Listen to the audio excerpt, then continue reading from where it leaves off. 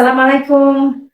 Halo sahabat mahasiswa, bertemu kembali dengan saya Latifah dalam pembahasan sesi pajak internasional tentunya. Dan kali ini kita akan membahas mengenai pajak internasional capital gain, bagaimana cara melakukan alokasi hak pemajakan, disertai dengan ilustrasi untuk mempermudah kalian dalam memahami pasal 13 OECD model dan UN model.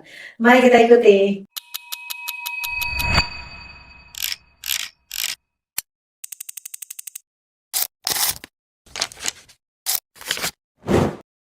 Nah, kita akan mempelajari mengenai pajak internasional capital gain. Ini sesuai dengan ketentuan pasal 13 OECD model dan UN model. Sahabat mahasiswa, berikut adalah ketentuan OECD model dan UN model mengenai capital gain. Ya, yang pertama, gain dari pengalian harta bergerak yang dapat dikenakan pajak di negara tempat harta tak bergerak terletak. Ya, negara domisili juga dapat mengenakan pajak. Nah, ini pasal 13 ayat 1 OECD dan UN model. Yang kedua, gain dari pengalihan harta bergerak yang merupakan bagian dari BUT dapat dikenakan pajak di negara tempat BUT.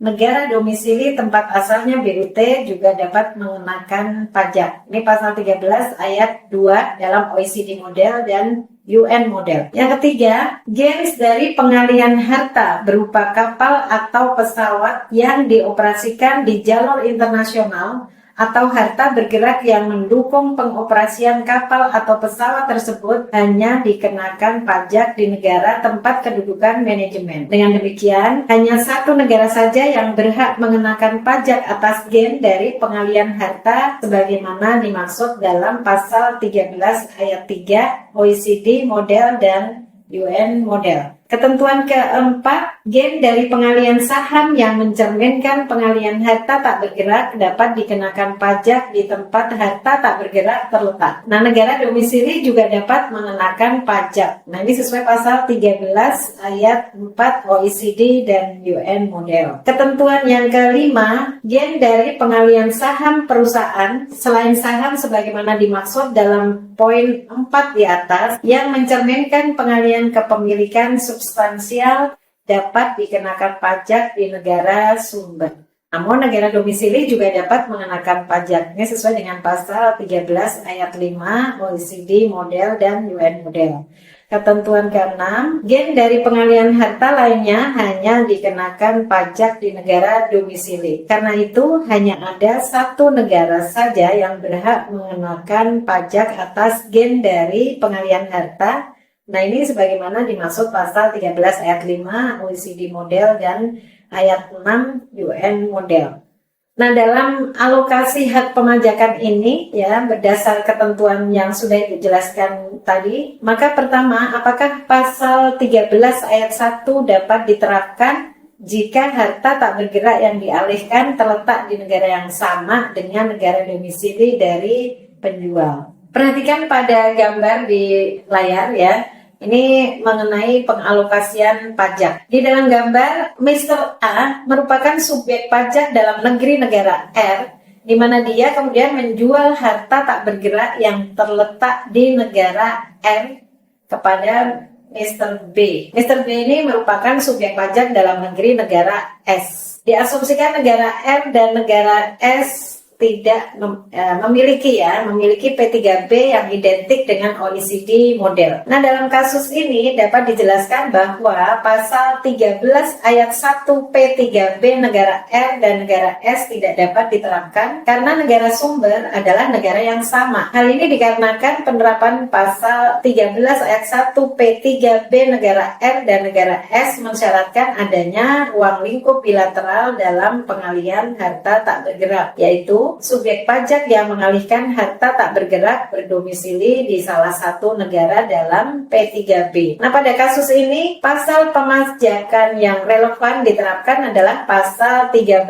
ayat 5 P3B negara R dan negara S, atau sebagai alternatif pemajakan itu pasal 7 dan pasal 21 P3B negara R dan negara S yang memberikan hak pemajakan secara eksklusif kepada negara domisili. Selanjutnya perhatikan pada gambar selanjutnya. Ini merupakan gains dari pengalihan harta bergerak yang merupakan bagian dari bentuk usaha tetap. Bagaimana alokasi hak pemajakannya? Perhatikan bahwa B yang berdomisili di negara R memiliki BUT di negara S dan harta bergerak yang merupakan bagian dari kegiatan usaha BUT tersebut. Harta bergerak yang merupakan bagian dari kegiatan usaha BUT tersebut kemudian dijual oleh B. Nah, diasumsikan negara R dan negara S itu memiliki P3B yang identik dengan OECD model. Atas gains dari pengalihan harta bergerak yang merupakan bagian dari kegiatan usaha BUT tersebut, maka negara S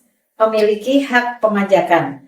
Sementara itu, negara R selain berhak memajaki gains tersebut, juga berkewajiban untuk menerapkan metode eliminasi pajak berganda atas pajak yang sudah dikenakan di negara S. Selanjutnya perhatikan pada gambar berikutnya. Gambar berikutnya ini merupakan gains dari pengalihan saham perusahaan yang mencerminkan harta tak bergerak. Pada gambar itu, Mr. A memperoleh keuntungan dari pengalihan saham B. Negara domisili dari Mr. A adalah negara R dan Mr. B berdomisili di negara S. Lebih dari 50% nilai saham B itu merefleksikan harta tak bergerak yang terletak di negara S. Jika diasumsikan negara R dan negara S memiliki P3B yang identik dengan OECD model. Nah, sesuai dengan ketentuan pasal 13 ayat 4 P3B, negara R dan negara S, maka negara S memiliki hak pemajakan atas pengalihan saham B.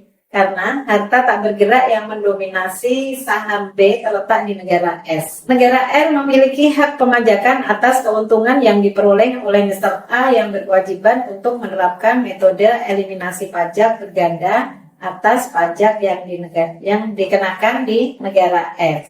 Baik, demikian tadi sahabat mahasiswa, kita telah menyelesaikan pembahasan mengenai pajak internasional capital gain disertai dengan ilustrasi dalam alokasi hak pemajakannya.